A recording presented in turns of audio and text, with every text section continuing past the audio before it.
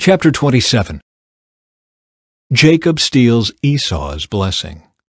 One day when Isaac was old and turning blind, he called for Esau his older son and said, "My son." "Yes, father," Esau replied. "I am an old man now," Isaac said, "and I don't know when I may die.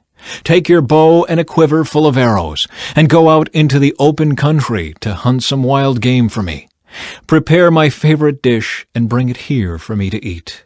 Then I will pronounce the blessing that belongs to you, my firstborn son, before I die." But Rebekah overheard what Isaac had said to his son Esau.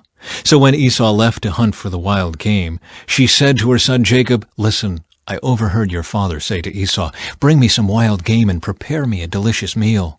Then I will bless you in the Lord's presence before I die. Now, my son, listen to me. Do exactly as I tell you. Go out to the flocks and bring me 2 fine young goats. I'll use them to prepare your father's favorite dish. Then take the food to your father so he can eat it and bless you before he dies.'" "But look," Jacob replied to Rebekah, "my brother Esau is a hairy man, and my skin is smooth. What if my father touches me? He'll see that I'm trying to trick him, and then he'll curse me instead of blessing me." But his mother replied, "Then let the curse fall on me, my son. Just do what I tell you. Go out and get the goats for me." So Jacob went out and got the young goats for his mother. Rebekah took them and prepared a delicious meal, just the way Isaac liked it. Then she took Esau's favorite clothes, which were there in the house, and gave them to her younger son Jacob. She covered his arms and the smooth part of his neck with the skin of the young goats. Then she gave Jacob the delicious meal, including freshly baked bread. So Jacob took the food to his father. "My father?" he said. "Yes, my son," Isaac answered. "Who are you, Esau or Jacob?" Jacob replied, "It's Esau, your firstborn son. I've done as you told me. Here is the wild game. Now sit up and eat it, so you can give me your blessing." Isaac asked, "How did you find it so quickly, my son?" "The Lord your God put it in my path," Jacob replied. Then Isaac said to Jacob, "Come closer so I can touch you and make sure that you really are Esau." So Jacob went closer to his father, and Isaac touched him. "The voice is Jacob's, but the hands are Esau's," Isaac said. But he did not recognize Jacob because Jacob's hands felt hairy, just like Esau's. So Isaac prepared to bless Jacob. "But are you really my son Esau?" he asked. "Yes, I am," Jacob replied. Then Isaac said, "Now, my son, bring me the wild game. Let me eat it, and then I will give you my blessing." So Jacob took the food to his father, and Isaac ate it. He also drank the wine that Jacob served him. Then Isaac said to Jacob, "Please come a little closer and kiss me, my son." So Jacob went over and kissed him. And when Isaac caught the smell of his clothes, he was finally convinced, and he blessed his son. He said, "Ah, the smell of my son is like the smell of the outdoors, which the Lord has blessed. From the dew of heaven and the richness of the earth, may God always give you abundant harvests of grain and bountiful new wine. May many nations become your servants, and may they bow down to you. May you be the master over your brothers, and may your mother's sons bow down to you. All who curse you will be cursed, and all who bless you will be blessed." As soon as Isaac had finished blessing Jacob, and almost before Jacob had left his father, Esau returned from his hunt. Esau prepared a delicious meal and brought it to his father. Then he said, "Sit up, my father, and eat my wild game, so you can give me your blessing." But Isaac asked him, "Who are you?" Esau replied, "It's your son, your firstborn son, Esau." Isaac began to tremble uncontrollably and said, "Then who just served me wild game? I have already eaten it, and I blessed him just before you came, and yes, that blessing must stand."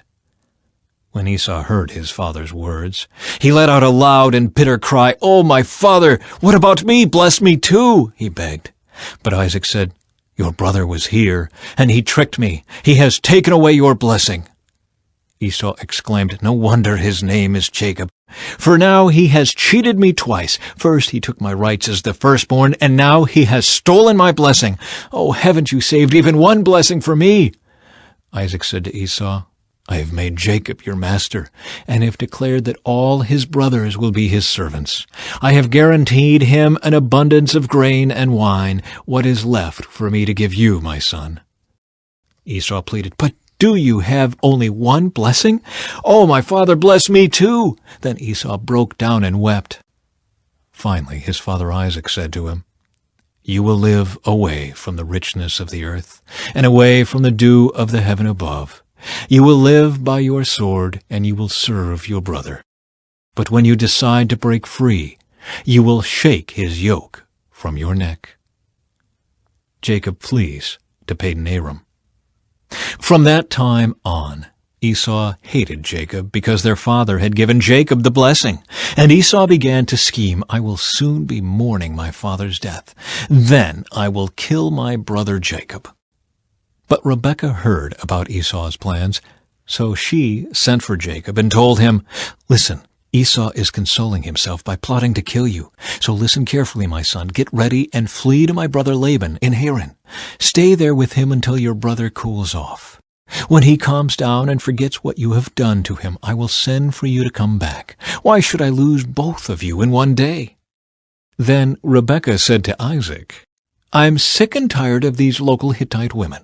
I would rather die than see Jacob marry one of them. Chapter 28. So Isaac called for Jacob, blessed him, and said, You must not marry any of these Canaanite women.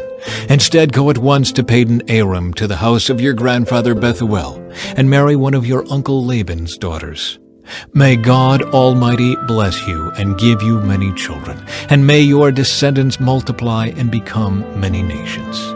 May God pass on to you and your descendants the blessings he promised to Abraham. May you own this land where you are now living as a foreigner, for God gave this land to Abraham. So Isaac sent Jacob away, and he went to Padan-aram to stay with his uncle Laban, his mother's brother, the son of Bethuel the Aramean. Esau knew that his father Isaac had blessed Jacob and sent him to Padan-aram to find a wife, and that he had warned Jacob, You must not marry a Canaanite woman. He also knew that Jacob had obeyed his parents and gone to Padan-aram. It was now very clear to Esau that his father did not like the local Canaanite women. So Esau visited his uncle Ishmael's family and married one of Ishmael's daughters in addition to the wives he already had. His new wife's name was Mahalath. She was the sister of Nebaioth and the daughter of Ishmael, Abraham's son. Jacob's dream at Bethel. Meanwhile, Jacob left Beersheba and traveled toward Haran. At sundown he arrived at a good place to set up camp and stopped there for the night. Jacob found a stone to rest his head against and lay down to sleep. As he slept, he dreamed of a stairway that reached from the earth up to heaven. And he saw the angels of God going up and down the stairway.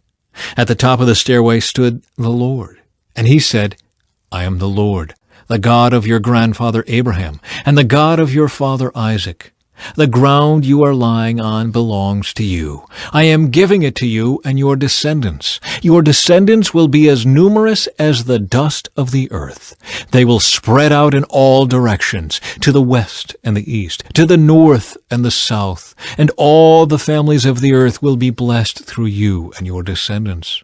What's more, I am with you, and I will protect you wherever you go.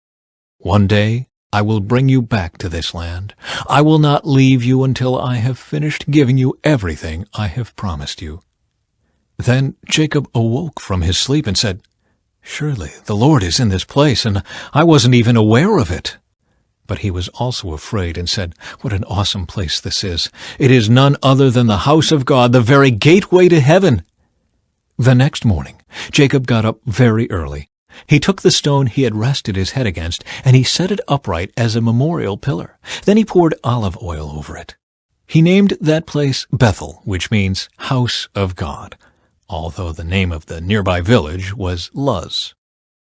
Then Jacob made this vow, "If God will indeed be with me and protect me on this journey, and if he will provide me with food and clothing, and if I return safely to my father's home, then the Lord will certainly be my God. And this memorial pillar I have set up will become a place for worshiping God, and I will present to God a tenth of everything he gives me."